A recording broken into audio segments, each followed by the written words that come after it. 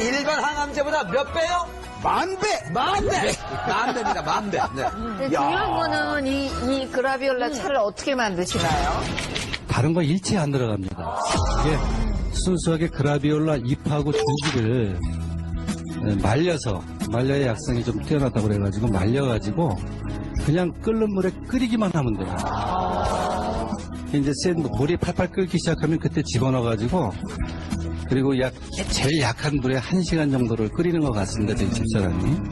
그리고 나서 식혀서 먹든지 아니면 그렇게 그냥 냉장고에 넣고 수시로 드셔도 됩니다. 아니, 이건 아주 아침 일찍 일어나자마자 먹어도 좋고, 식사 후에 디저트처럼 입가심용으로 먹어도 좋고, 이게 향이 좋으니까. 목넘김이 부드럽고 약간 은은한 과일향 같은 그런 걸 그러니까. 그래서 정말 수시로 보리차 마시듯이 마실 수 있을 것 같아요. 어디 깊은 산 속에서 이렇게 우려져 나오는 그런 향이 느껴져요. 그러니까 이걸 수시로 하루에 몇 잔씩 드셨다는 거죠?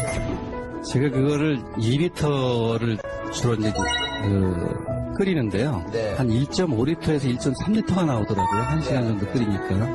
그걸 보통 이틀 정도에서 3일 정도를 제가 먹어요. 근데 초창기에는 좀 많이 먹다 보니까 제가 너무 그 귀한 거라 좀 아까워서 요즘은 조금씩 줄여서 먹기는 하는데 보통 잎을 한 10장 정도 넣어서 끓이거든요. 2리터에. 네, 그렇게 해서 지금 복용을 하고 있습니다. 이명수 씨 얼굴 혈색을 보면 정말 어디 편찮으신 분 같지 않게 참 좋으시거든요. 그렇죠. 근데 주혜경 선생님, 이 그라비올라가 천연 항암초라고 하셨는데 네. 이명세 씨의 그 고지혈증에는 어떤 작용을 한 걸까요? 네. 이 고지혈증에 좋았던 이유는요, 이 식물에 들어있는 파이토케미컬 성분 때문이라고 할 수 있습니다. 그런데 중요한 거는요, 그라비올라의 파이토케미컬 성분은 인공합성이 불가능하다는 거죠. 그래서 그라비올라는 신이 내려준 천연 항암초 식물이라고 하는데요. 이 파이토케미칼은 세포 손상을 막아주고, 염증을 줄여주고, 다양한 독소로부터 우리 몸을 보호해주는 역할을 하기 때문에요. 피 안에 들어있는 콜레스테롤도 낮춰주고 혈관의 염증도 좋게 해주는 그런 역할을 해준 것으로 보입니다. 아니, 일반 항암제보다 만 배나 약성이 높다. 이게 천연 항암초인데, 그죠? 네.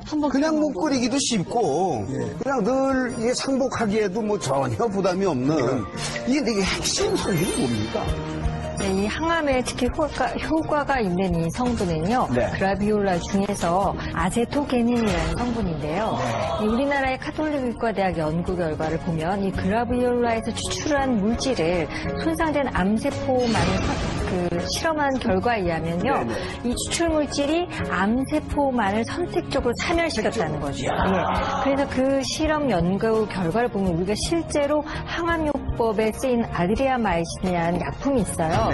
그 약품의 효과에 비해서 만 배 정도 높았다는 결과가 있습니다. 이게 일반 항암제는 그 멀쩡한 세포까지 막 이렇게 손상을 입히는데 요거는 골라서. 네, 우리가 암이 있다고 해서 항암 치료를 안 하시면 안 되고요, 절대. 그러나 이게 천연 항암제의 특징은 뭐냐면 우리 일반 항암제의 특징이라고 하면 암세포만 죽이지 않는 거예요.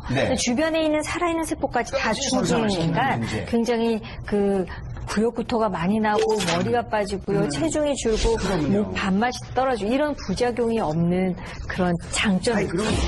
그라비올라의 뛰어난 항암 효과에도 불구하고 왜 지금까지 그렇게 알려지지 않았을까요?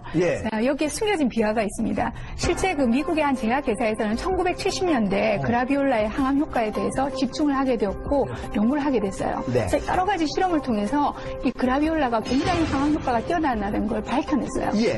그런데 문제는 아까 조혜경 쌤도 말씀하셨지만 이 그라비올라의 파이토케미칼이 인공합성이 안 돼요. 문제는 약으로 만들 수 없다는 거죠. 그런 면에서 이 연구를 덮어버리고 철저하게 숨겼어요.